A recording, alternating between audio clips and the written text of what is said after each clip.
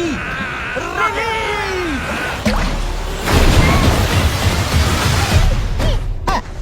हमारे ख्वाबों की रची हर कल्पना को आकार दिया जा सकता है। तो ये सब इन्होंने बनाया? हाँ, ज्यादातर।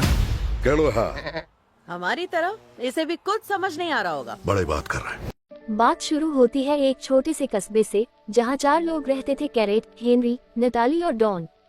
गैरेट को लोग कचरा मैन कहते थे और सच में वो कचरे का जादूगर था। पुरानी साइकिल के टायर से वो कुर्सी बना देता, टूटी डिब्बियों से खिलौने, और एक बार तो उसने पुराने लोहे के टुकड़ों से एक छोटा सा जहाज जैसा मॉडल बनाया था। पर उसकी जिंदगी में वो चमक नहीं थी जो वो चाहता था। सुबह उठता, कचरे के ढेर में जाता, कुछ ढूंढता, फिर घर लौट आता। उसका घर भी ऐसा था कि बाहर से देखो तो लगे कोई पुराना गोदाम, पर अंदर से उसने उसे अपने तरीके से सजाया था। लकड़ी की टूटी मेज, पुरानी बोतलों से बने लैंप और दीवारों पर कचरे से बनी पेंटिंग्स।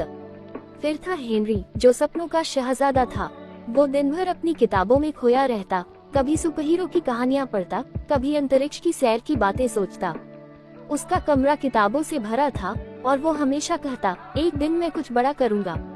पर हकीकत में वो बस अपनी बालकनी पर बैठकर आसमान को ताकता रहता। फिर थी नताली, जिसका मिजाज हमेशा गर्म रहता था। वो अपने छोटे से ऑफिस में काम करती थी, जहां वो फाइलें इधर उधर पटकती और बॉस की हर बात पर भड़क जाती। उसे लगता था कि दुनिया में कुछ अच्छा बचा ही नहीं। उसका घर भी उसकी तरह सख्त था, साफ सुथरा, पर बिना किसी रंग के। और आखिरी थी डॉन, जो हर चीज को मजाक में लेती थी। चाहे बारिश हो, धूप हो या कोई मुसीबत, वो हंस देती थी। वो एक छोटी सी दुकान चलाती थी, जहां वो चाय और समोसे बेचती थी और लोगों से गप्पे मारती थी। पर अंदर से उसे भी लगता था कि उसकी जिंदगी में कुछ तो कमी है। ये चारों अपने अपने ढंग से जी रहे थे, एक दूसरे को ढंग से जानते भी नहीं थे, पर एक दिन सब बदलने वाला था। एक सुबह गैरेट अपने रोज के काम में लगा था। वो कचरे के ढेर में कुछ ढूंढ रहा था, तभी उसकी नजर एक चमकती हुई चीज पर पड़ी। एक छोटा सा क्यूब, जो इतना चमकीला था कि सूरज की रोशनी भी फीकी लगे। पास में एक गोला पड़ा था, जो काला और चिकना था। गैरेट ने सोचा, ये क्या है? कोई पुराना खिलौना या कोई खजाने का टुकड़ा? उसने क्यूब को उठाया, उसे उलट पलट कर देखा। उसकी सतह पर कुछ अजीब से निशान थे, जैसे कोई पुरानी भाषा में कुछ लिखा हो। फिर उसने बिना ज्यादा सोचे क्यूब को गोले में डाल दिया। बस फिर क्या था, एक जोरदार आवाज हुई, जैसे कोई बड़ा पटाखा फटा हो। हवा में नीली रोशनी चमकी और गैरेट ने आंखें बंद कर ली। जब आंखें खोली तो वो अकेला नहीं था। हेनरी, नताली और डॉन भी उसके पास खड़े थे और चारों किसी अजीब सी जगह पर थे। चारों तरफ चौकोर चौकोर चीजें थीं। पेड़ चौकोर, जिनके पत्ते भी चौकोर थे। पहाड़ चौकोर, जिनकी चोटियां सपाट थीं। यहाँ तक कि सूरज भी चौकोर लग रहा था। गैरेट ने चौंक कर कहा, ये क्या माजरा है? हम कहाँ आ गए? हेनरी ने अपनी किताबों वाला दिमाग लगाया और बोला, लगता है किसी वीडियो गेम की दुनिया में है। मैंने ऐसी चीजें किताबों में पढ़ी हैं। नताली ने गुस्से में कहा, बकवास मत करो, ये कोई गेम नहीं, कोई जादू है। हमें यहाँ से निकलना होगा।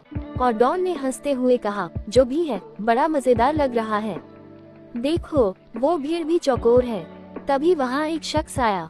उसके कपड़े साधारण थे, नीली शर्ट और भूरी पैंट, पर वो भी इस दुनिया का हिस्सा लग रहा था। उसने अपना नाम बताया, स्टीव। स्टीव ने मुस्कुराकर कहा, स्वागत है ओवरवर्ल्ड में। ये माइनक्राफ्ट की दुनिया है। यहाँ हर चीज तुम्हारी कल्पना पर चलती है। तुम जो चाहो बना सकते हो, बशर्ते तुम्हारे पास हिम्मत और दिमाग हो। गैरेट ने जेब टटोली तो वो क्यूब अब भी उसके पास था। स्टीव ने उसे देखते ही कहा, वो क्यूब इस दुनिया की सबसे ताकतवर चीज है। तुम इसे यहाँ लाए हो और अब ये तुम्हारी जिम्मेदारी है। हेनरी ने पूछा, तो हमें क्या करना होगा? स्टीव ने कहा, पहले तो इस दुनिया को समझो। यहाँ दिन में सब ठीक रहता है, पर रात में ज़ॉम्बी निकलते हैं, क्रीपर्स धमाके करते हैं और पिगलिन्स उस क्यूब के पीछे पड़े हैं। अगर वो क्यूब उनके हाथ लग गया तो ओवरवर्ल्ड तबाह हो जाएगी और तुम कभी घर नहीं लौट पाओगे। चारों एक दूसरे का मुंह ताकने लगे। नताली ने कहा, तो हमें यहाँ फंसना पड़ेगा। स्टीव ने हंसकर कहा, नहीं, बस इसे बचाओ और रास्ता खोजो। स्टीव ने इन चारों को माइनक्राफ्ट के गुर सिखाने शुरू किए। उसने एक पेड़ की तरफ इशारा किया और कहा, इससे लकड़ी लो, बस मुक्का मारो और लकड़ी अपने आप गिरेगी। गैरेट ने कोशिश की। पहले तो उसे अजीब लगा, पर 2-3 मुक्कों के बाद लकड़ी के टुकड़े नीचे गिरने लगे। उसने कहा, ये तो मजेदार है। फिर स्टीव ने एक पत्थर की ओर इशारा किया और बोला, इससे पत्थर तोड़ो और औजार बनाओ। हेनरी ने पत्थर तोड़ा और एक फावड़ा बनाया। नताली ने तलवार बनाई क्योंकि उसे लग रहा था कि जल्दी ही लड़ाई होगी। और डॉन ने कहा, मैं खाना ढूंढती हूँ। वो एक सेब के पेड़ की तरफ गई और सेब तोड़ लाई। स्टीव ने देखा तो बोला, तुम लोग जल्दी सीख रहे हो, अब एक घर बनाओ क्योंकि रात होने वाली है। गैरेट को तो जैसे नया खिलौना मिल गया। उसने लकड़ी और पत्थर से एक घर बनाना शुरू किया। पहले उसने 4 दीवारें खड़ी की, फिर छत डाली। उसने एक दरवाजा बनाया जो थोड़ा टेढ़ा था पर काम चलाने लायक था। अंदर उसने एक छोटी सी मेज और कुर्सी भी बनाई। हेनरी ने सोचा कि उसे कुछ बड़ा करना है। उसने एक ऊंचा टावर बनाना शुरू किया। वो लकड़ी के तख्ते जोड़ता गया और आखिरकार एक ऐसा टावर बना कि वो दूर तक देख सके। ऊपर उसने एक छोटी सी छत भी डाली ताकि बारिश में भी वो वहाँ बैठ सके। नताली ने अपने हिस्से में एक छोटा सा हथियारों का कमरा बनाया। उसने तलवारें, ढाले और यहाँ तक कि एक धनुष भी बना लिया। और डॉन ने खाने का इंतजाम किया।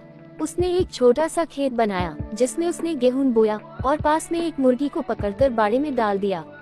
स्टीव ने देखा तो हंसते हुए बोला, तुम लोग इस दुनिया के लिए तैयार हो, पर असली इम्तिहान अभी बाकी है। पहली रात बड़ी मुश्किल से आई। सूरज ढलते ही चारों अपने घर में बैठ गए। स्टीव ने कहा, रात को बाहर मत निकलना, ज़ॉम्बी और क्रिपर्स तुम्हें ढूंढ लेंगे। पर गैरेट को अपनी बनाई चीजें देखने का मन था। वो चुपके से बाहर निकला। चांद की रोशनी में उसका घर चमक रहा था। तभी एक क्रिपर उसके सामने आ गया, हरे रंग का, छोटा सा, पर उसकी आंखों में अजीब सी चमक थी। गैरेट ने उसकी तरफ कदम बढ़ाया और क्रिपर फूलने लगा। गैरेट ने समझा कि अब कुछ गड़बड़ होने वाली है। वो भागा और आखिरी पल में अपने घर के दरवाजे से अंदर घुस गया। पीछे एक जोरदार धमाका हुआ। सुबह हुई तो गैरेट ने देखा कि उसके घर का आधा हिस्सा उड़ चुका था। नताली ने उसे डांटा, तुझे अक्ल कब आएगी, ये कोई खेल नहीं है। पर डॉन ने हंसते हुए कहा, अरे कम से कम अब हमें नया घर बनाने का बहाना तो मिला। कुछ दिन ऐसे ही बीते। चारों ने मिलकर एक छोटा सा गांव बना लिया। गैरेट ने नए नए औजार बनाए। उसने एक कुदाल बनाई जिससे वो जमीन खोद सकता था। फिर एक कुल्हाड़ी बनाई जिससे पेड़ काटना आसान हो गया। हेनरी ने अपने टावर को और ऊंचा किया। अब वो इतना ऊंचा था कि उसे देखने के लिए गर्दन उठानी पड़ती थी। ऊपर उसने एक छोटा सा झंडा भी लगाया जो हवा में लहराता था। नताली ने एक छोटी सी सेना जैसी बनाई। उसने कुछ भेड़ियों को पालतू बनाया और उन्हें अपने साथ रखा। वो दिन भर उनके साथ ट्रेनिंग करती और रात को उनके साथ गश्त लगाती। और डॉन ने खेतों को बड़ा किया। उसने गेहूं के साथ साथ गाजर और आलू भी बोए। पास में एक छोटा सा तालाब खोदा जिसमें उसने मछलियां पकड़ना शुरू किया। स्टीव ने देखा तो बोला, तुम लोग अब इस दुनिया के हिस्सा बन गए हो। पर अभी मजा शुरू भी नहीं हुआ। एक रात जब सब सो रहे थे, पिगलिन्स का एक झुंड धमका। ये सुअर जैसे जीव थे, पर उनकी आंखें लाल थीं और हाथों में सुनहरी तलवारें थीं। उनके कंधों पर कवच चमक रहा था और उनकी चाल से लग रहा था कि वो किसी बड़े मिशन पर हैं। स्टीव ने चिल्लाकर सबको जगाया, उठो, हमें लड़ना होगा। गैरेट ने अपनी तलवार उठाई जो उसने पत्थर और लकड़ी से बनाई थी। हेनरी अपने टावर पर चढ़ गया और वहाँ से तीर चलाने लगा। नताली ने अपने भेड़ियों को पिगलिन्स पर छोड़ दिया और खुद भी तलवार लेकर आगे बढ़ी। डॉन पीछे खड़ी थी और सबको हौसला बढ़ा रही थी। हिम्मत मत हारो, हम इन सुअरों को भगा देंगे, उसने चिल्लाकर कहा। लड़ाई बड़ी जबरदस्त थी। एक पिगलिन ने गैरेट पर हमला किया, पर गैरेट ने चालाकी से उसकी तलवार छीन ली। हेनरी के तीर एक एक करके पिगलिन्स को गिरा रहे थे। नताली के भेड़ियों ने 2 पिगलिन्स को घेर लिया और नताली ने अपनी तलवार से उन्हें खत्म कर दिया। बड़ी मुश्किल से वो पिगलिन्स को भगाने में कामयाब हुए। स्टीव ने कहा, ये तो बस ट्रेलर था, असली फिल्म तो मालगोशा के साथ होगी। मालगोशा थी पिगलिन्स की रानी। स्टीव ने बताया कि वो नेदर पोर्टल में रहती है, एक ऐसी जगह जो आग और लावे से भरी हुई है। उसने कहा, हमें वहाँ जाना होगा। मालगोशा उस क्यूब को हासिल करना चाहती है और अगर वो कामयाब हो गई तो ओवरवर्ल्ड खत्म हो जाएगी। चारों को लगा कि ये नामुमकिन है। नताली ने कहा, हम वहाँ जाकर जल मरेंगे, क्या कोई और रास्ता नहीं? हेनरी ने कहा, अगर हमने कोशिश नहीं की तो हमेशा के लिए यहाँ फंस जाएंगे। गैरेट ने हिम्मत दिखाई और बोला, चलो जो होगा देखा जाएगा। और डॉन ने मजाक में कहा, कम से कम वहाँ ठंड तो नहीं होगी। तो वो निकल पड़े नेदर की ओर। नेदर का रास्ता आसान नहीं था। पहले उन्हें एक गहरी खदान से गुजरना पड़ा। वहाँ चारों तरफ अंधेरा था और कोनों से ज़ॉम्बी की आवाजें आ रही थी। गैरेट ने एक मशाल बनाई जो उसने लकड़ी और कोयले से तैयार की थी। उसकी रोशनी में वो आगे बढ़े। तभी एक ज़ॉम्बी सामने आ गया। उसकी आंखें खाली थीं और हाथों से वो गैरेट की तरफ बढ़ा। गैरेट ने अपनी तलवार निकाली और एक ही झटके में उसे गिरा दिया। हेनरी ने कहा, वाह, तू तो हीरो बन गया। फिर वो एक जंगल से गुजरे जहाँ क्रिपर्स छिपे थे। एक क्रिपर हेनरी के पास आया और हेनरी ने गलती से उस पर तीर चला दिया। क्रिपर फटा और धमाके से जंगल का एक हिस्सा उड़ गया। नटाली ने हेनरी को डांटा, आके कहाँ रखता है? पर डॉन ने हंसते हुए कहा, अरे अब कम से कम रास्ता तो साफ हो गया। आखिरकार वो नेदर पोर्टल तक पहुँचे। स्टीव ने कहा, यहाँ से वापसी की कोई गारंटी नहीं। तैयार हो? चारों ने एक दूसरे को देखा और हाँ में सिर हिलाया। नेदर में कदम रखते ही सबके होश उड़ गए। चारों तरफ लावा बह रहा था, जैसे नदियां आग की बह रही हों। हवा में गर्मी की लपटें थीं और दूर एक किला दिख रहा था जो काले पत्थरों से बना था। स्टीव ने कहा, वो मालगोशा का किला है, हमें चुपके से जाना होगा। पर पिगलिन्स ने उन्हें देख लिया।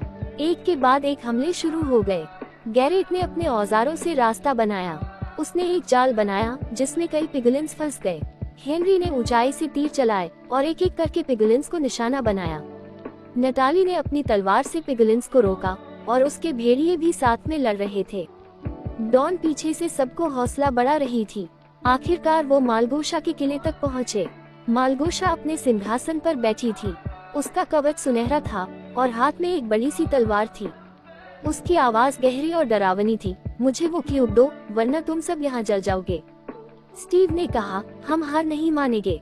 फिर शुरू हुई एक जबरदस्त लड़ाई। मालगोशा ने अपने सैनिकों को बुलाया। पिगलिन्स चारों तरफ से टूट पड़े।